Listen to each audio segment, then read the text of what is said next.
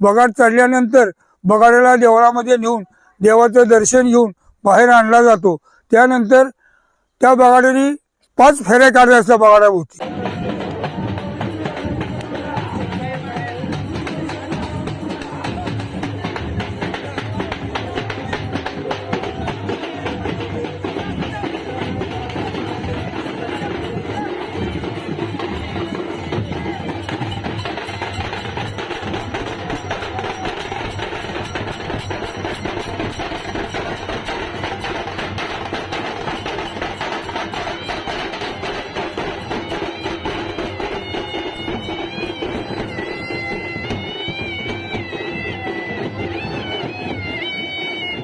आजोबा पंजोबा ते बगाड्याचं काम करत होते व त्यानंतर तसं पूर्वीपार आमच्या घराण्याला तो मान आहे। कसा आहे काय सांगता येत नाही, पण तो पहिल्यापासून आहे, वारसा हक्काने आम्ही तो चालवतोय। जवळजवळ 40 वर्ष मी बगाड्याचं काम केलं। त्यानंतर माझ्या तब्येतीचा थोडा हे झाल्यामुळं आमचे चिरंजीव संजय रामदास मांगडे हे आता बगाड्याचं काम करतात।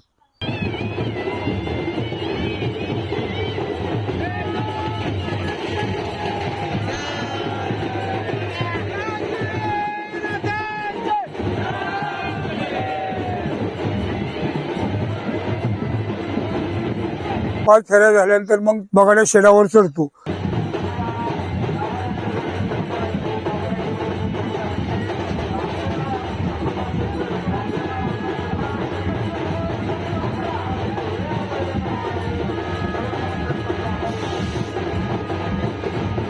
त्यावेळेला त्या ठिकाणी 5 मानाच्या घागरी येतात आंबील घोगरेच्या, त्या वरून बगाड्याने बसून ते सोडलं जातं।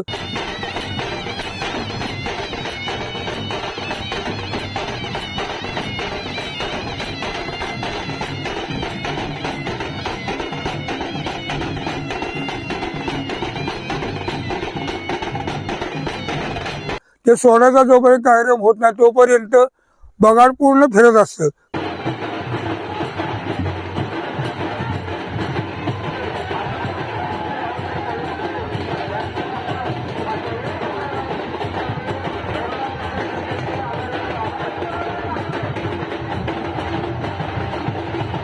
पहिलं आमचं पसंतचं बगाड पळतं होतं म्हणजे बैल वगैरे जसं भावदांचं बगाड आहे तसं आमचं बगाड पळतं होतं।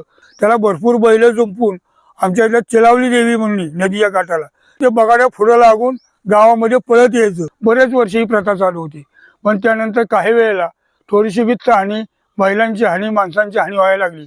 मग काय करायचं, मग हा देवाला कौल लावला। आमचं भैरवांचं देवस्थान जागृत आहे, तिथं कौलाने त्यांनी सांगितलं बगाड येतं राहिलंच पाहिजे म्हणून कसं करायचं। मग त्यांनी सांगितलं बगाड जागेवर तुम्ही खोटवा याचा अर्थ एक चौतारा बांधा, त्याच्यावर लाकडाचा एक खांब उभा करा आणि त्याच्यावर बगाड तुम्ही फिरतं करा। त्या वेळेपासून हे खुटवून बगाड एका जागेवर फिरतं राहिलेले।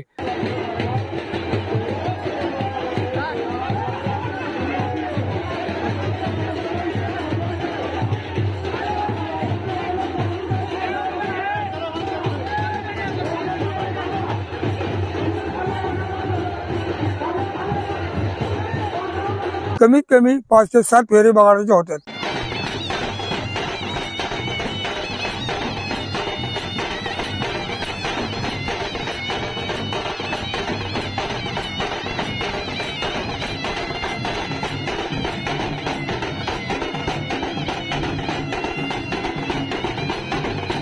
ते झाल्यानंतर बगाड्या खाली उतरवला जातो आणि त्याला देवळामध्ये येतात।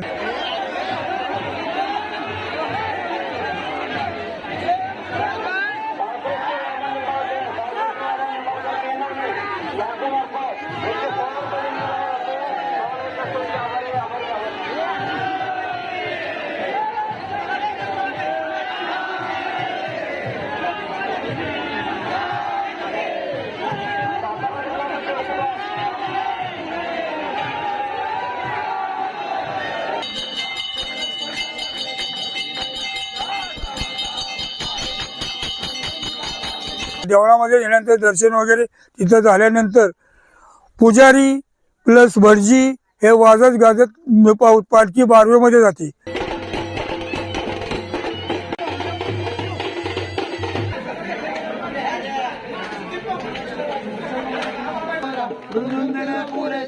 बगाडाला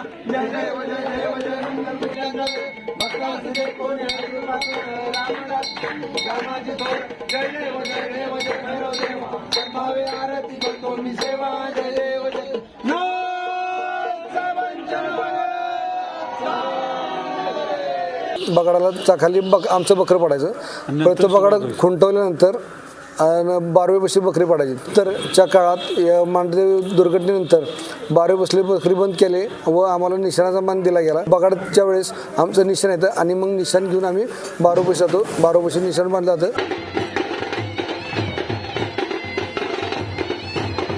देवांना आमंत्रण देण्यासाठी पालखी 12वी पासून चावडीपासून परत देवळापर्यंत वाजत गाजत येते.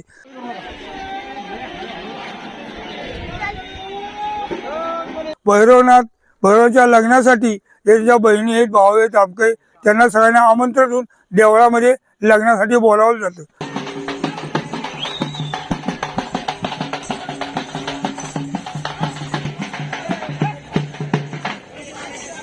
देवळामध्ये आल्यानंतर मग भैरवाचं आणि जोगमाईचं लग्न लागतं. नमस्कार, मी अश्विनी महांगडे आणि आज आमच्या पसरणी या गावी काळ भैरवनाथाची यात्रा आहे. धन्य धन्य ते तीर्थक्षेत्र महाबळेश्वर. तिथे उगम झाला कृष्णा माईचा सैवर. या कृष्णातीरी वसले आहे दक्षिण काशी म्हणजे वाई शहर. या दक्षिण काशीच्या उदरी वसले आहे पसरणी ग्राम सुंदर. या ग्रामी आहे भैरवनाथाचे मंदिर सुंदर. त्याची माघवद्य पंचमीस यात्रा भरते अपार. भाविकांना आनंदाचा येतो भर. त्याची महती आहे जागृतीची थोर. म्हणावा जय जय राम. आमच्या यात्रेच्या अगोदर 1 महिना देव पारधीला जातात. पारधीला म्हणजे शिकारीला. त्या दिवशी एक देवाची मूर्ती लाकडी तयार करून गावाच्या बाहेर एक मोठं आंब्याचं झाड डोबाळकेचं आहे त्या ठिकाणी ती ठेवली जाते. महिनाभर ती मूर्ती तिथंच असते. मग त्यानंतर महिन्यानंतर देव ज्या वेळेला गावात आणायचे असतात त्यावेळेला मग तिथं जाऊन इथून वाजत गाजत पालखी त्या आंब्याच्या झाडाखाली जाते. तिथं पूजा अर्चा होते आणि मग एक शेळाची पेंडी घेऊन तिला जाळ करून देवाला ओवाळलं जातं आणि त्यानंतर मग देव वाजत गाजत गावामध्ये येतात. गावामध्ये आल्यानंतर त्या दिवशी देवाला तेल लागते. बगाड्यानं तेल लागल्यापासून 5 दिवस फाट्याचं आरतीला जायचं असतं. तिथून आल्यानंतर त्यांनी 5 दिवस शिव वळणायची नसते. त्यांनी घरीच थांबायचं असतं आणि कुठेही बाहेर जायचं नसतं. सगळं उपास वगैरे धरायचा.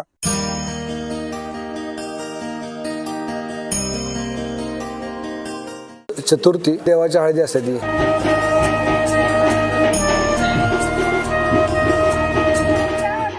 देवाच्या हळदीला आमच्या लोळी कुटुंबियांना पहिल्या 5 सुवासिनींचा मान असतो.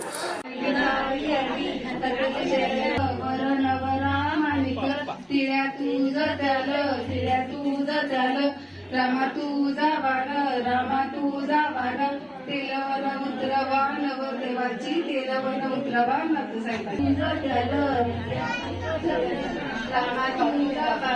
रामा तुझा वाण तेलवन उतरवा तो बाईची.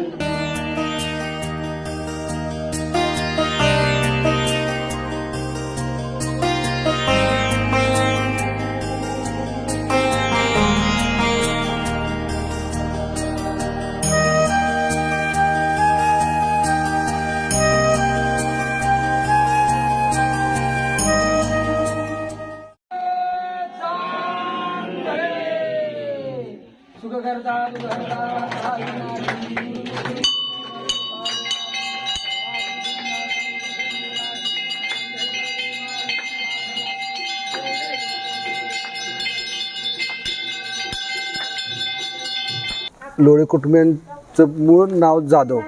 पसरणीत वास्तव्यास असताना आम्ही गाई चारण्याचा व्यवसाय, दूध दुभत्याचा व्यवसाय होता. गाई पाळणे, दूध दुभते आणि आम्ही पहिल्यापासून नाथभक्त असल्यामुळं आम्हाला आपला नाथ भेटावा अशी प्रत्यक्ष ओढ असायची नाथांची ओढ असल्यामुळं त्यांनी स्वप्नात दृष्टांत दिला की काय नाही बाबा रे, तुझी काळी कपिली गाय जिथं गोमतरल खुरानं उखरल तिथं म्हणले मी आहे. तर म्हणले ठीक आहे. आणि त्याला आपले 12 या ठिकाणी ते दृश्य लक्षात आलं की आपली काळी कपिला गोमतारली तिथं उकारते आणि त्या ठिकाणी त्यांच्या लक्षात आलं की आपली गाय उखरते. मग ते म्हणले आपला नाथसाहेब येत आहे. मग त्यांनी हातानंच तिथं उकरायला सुरुवात केली. ॲक्च्युली ती जागा भुसभुशीत होती. त्यांनी हाताने उकरायला सुरुवात केल्यानंतर 2 नाग निघाले नाग निघाल्यानंतर त्यांची ते बातचीत झाली आणि कुस्ती झाली. त्या जाधव नागांची नाथसाहेबांची लोळालोळी झाली. तिथनं जाधवांचं नाव लोळे झालं. आणि त्यांनी परत आम्हाला सांगितलं जाधवांना त्या की काय नाही बाबा रे, अजून तू पुढं खाली खोदकाम कर, तुला पुढं धन गावणार आहे. परत त्यांनी त्यांचं ऐकून पुढं खोदकाम केलं. त्यावेळी त्यांना आपल्या स्वयंभू नाथसाहेबांच्या मूर्ती गावल्या. नाथसाहेबांच्या स्वयंभू मूर्ती तिथं मिळाल्या. त्या आपल्या मंदिरात उजव्या बाजूला आहेत. काही कालांतरानं त्या भंग पावल्या म्हणून गावानं आपल्या त्या विसर्जन करायला ठरवलं होतं. पण त्या मूर्ती विसर्जन बी झाल्या नाहीत आणि वाहत पण नव्हत्या. त्यामुळं त्या मूर्ती परत मंदिरात आणून त्या उजवीला तिचं पहिलं पूजन होतं. गाव मांगड्यांचं शिर्क्यांचं असलं तरी आम्हाला खरोखर मानानं इथं वागवलं जातं.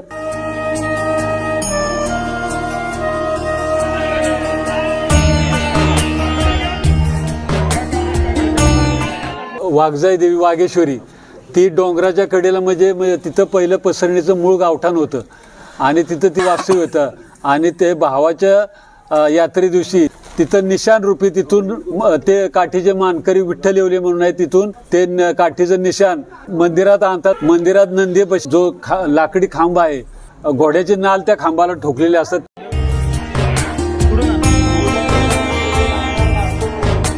खांबाला ते वर बांधले जातात.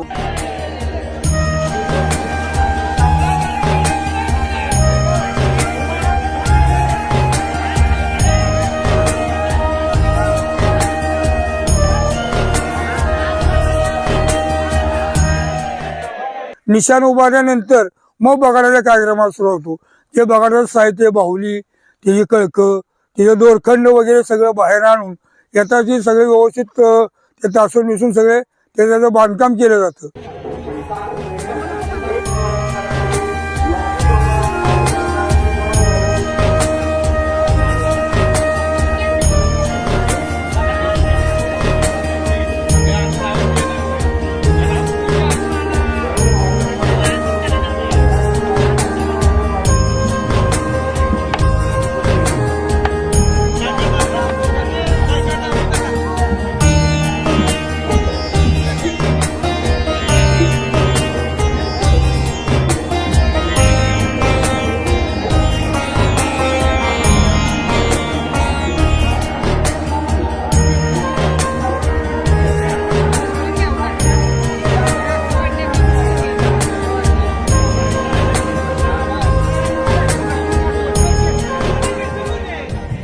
बगाडाला तोरणं, गोंडे वगैरे वाहिले जातात.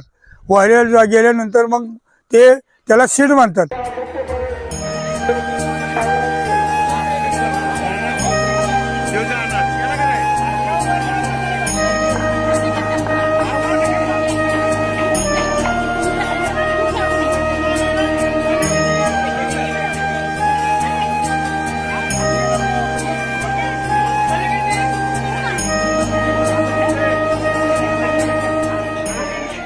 नंतर ठराविक टायमिंगला ते बगाड शीट नासाबाचं चांगले म्हणून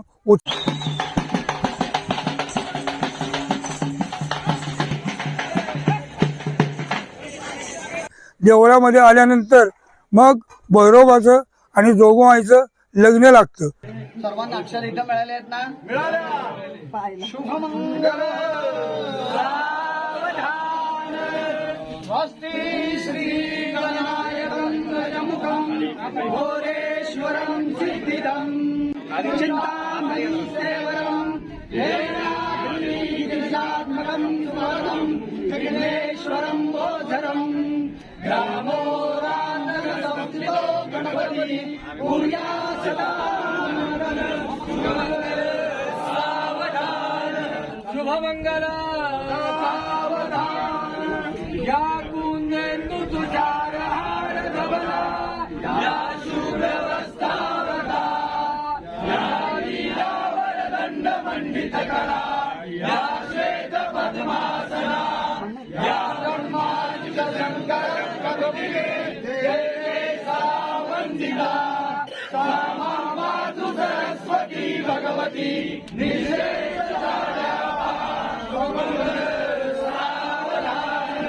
राजा शिवछत्रपती शिवाजी आमचा राजा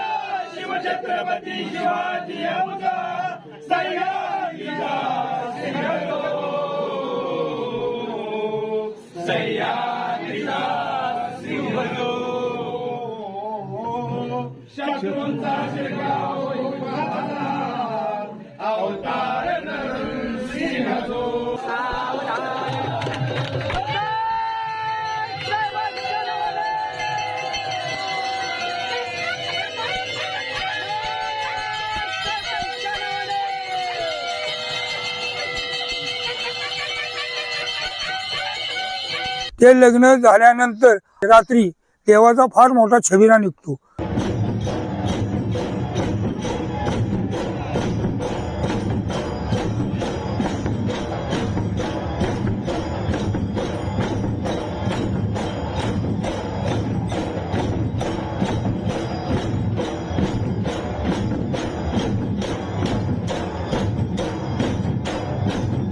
महाराष्ट्रामध्ये एक नंबरचा जर छबिना कुठे निघत असेल तर तो पसरणीमध्ये निघतो.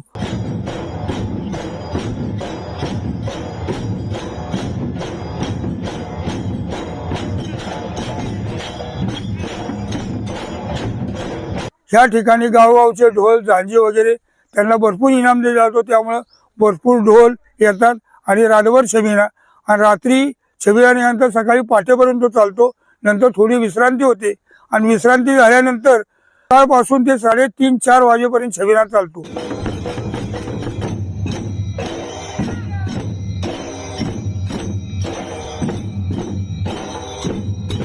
आमच्या गावचे खाटीक लोक हे पूर्वी बकऱ्याचा त्यांचा व्यवसाय असायचा आणि त्यांनी बकरी महाबळेश्वरला विकायला घेऊन गेले. त्यांनी विकली आणि ते पायी चालत पसरणीला येत होते. येताना रात्र होती, त्यावेळेस म्हणजे चांदणं होतं. त्यांच्याकडे खूप पैसे वगैरे होते त्या काळात. त्यावेळेस त्यांना चोरांनी अडवलं. अडवल्यानंतर ते म्हणजे फार घाबरले. नंतर त्यांनी नाथसाहेबाचा धावा केला. नाथसाहेबा धावा आमच्यावर फार मोठं संकट आले असं आवाज त्यांनी मोठ्यानं केला. चोरांनी त्यांना धरलं की लगेच असं मागून एक घोडेस्वार पांढरा शुभ्र घोडा मोठा बलाढ्य माणूस त्या घोड्यावर दिसला आणि त्या घोड्यांचा मोठ्यानं असं टापांचा आवाज यायला लागला. ते त्यांनी पाहिलं की मागून कोणतरी घोडेस्वार येतोय. चोर त्यांच्याकडनं न काय घेता ते पळून गेले. ते चोर गेले की लगेच ते घोडेस्वार हे अदृश्य झाला. नंतर त्यांच्या लक्षात आलं की दुसरं कोण नसून नाथसाहेबच असावेत. म्हणून त्या काळापासून अतिशय म्हणजे खाटी लोकांची नाथसाहेबांवर श्रद्धा बसली आणि त्यामुळं महाराष्ट्रातील कानाकोपऱ्यातला खाटीक समाज हा भैरवनाथाच्या यात्रे दिवशी आल्याशिवाय राहत नाही.